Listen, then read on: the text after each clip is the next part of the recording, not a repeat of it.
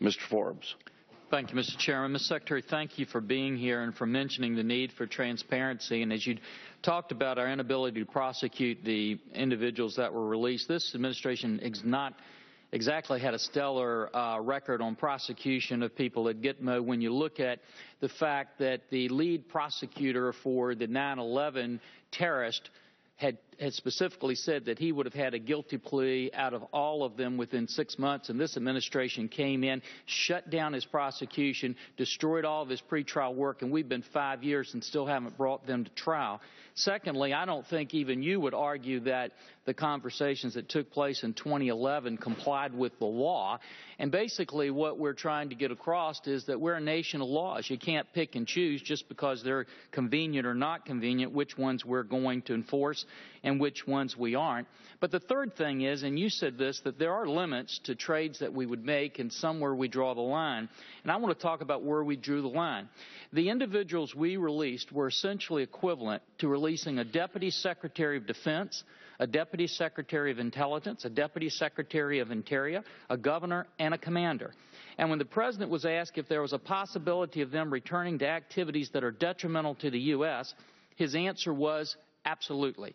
Our Deputy Director of National Intelligence was even harsher. He said the latest community-wide U.S. intelligence assessment on these 5 terrorists said he expected 4 out of the 5 Taliban leaders would return to the battlefield.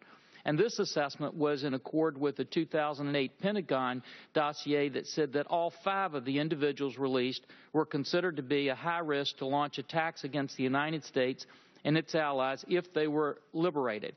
Now, you state in your testimony that if any of these detainees ever try to rejoin the fight, they would be doing so at their own peril. So my first question to you is, does this mean you would put American lives at risk to go after them?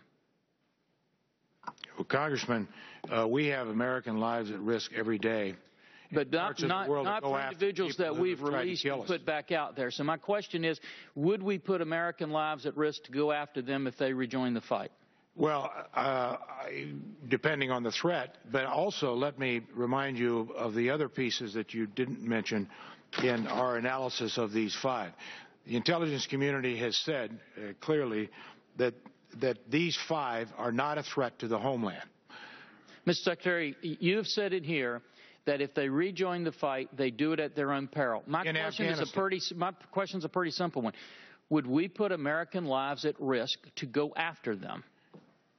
We have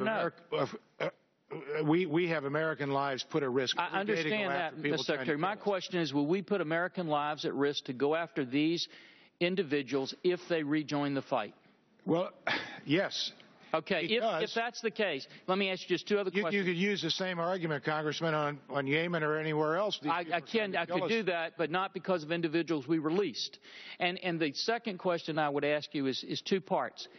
In the calculus that you made for releasing these individuals, were you asked or did you make an assessment of the number of American lives that were lost or put at risk in capturing these individuals in the first place? And did you make an assessment of the number of American lives that may put at risk if we have to go recapture them again? Again, I saw no evidence, no facts. I asked the question about how these 5 found their way to Guantanamo, and I have in front of me the facts on the 5. 2 of them were detained by U.S. forces. Secretary, I understand that, and I understand we're running out the clock. I only have 50-some seconds. The answer is no. So you didn't even make a calculus as to how many I said I did, and I said the answer is you asked if there were lives lost in capturing these. And you said no. I have no direct evidence that there were any American lives in Did you make an assessment of how many American lives may be put at risk if they have to be recaptured? No. Okay. But there's risk that we have to our country, threats our country every day, everywhere. And the other point I would make on this, we determined that there was a substantial mitigation of risk for this country, for our interests, for our citizens, our service members, when we made this decision. And that just flies in. Partly, and we were satisfied that we could make that determination. It just flies in the face of all the other evidence we have, and with that, Mr. Chairman, I yield back.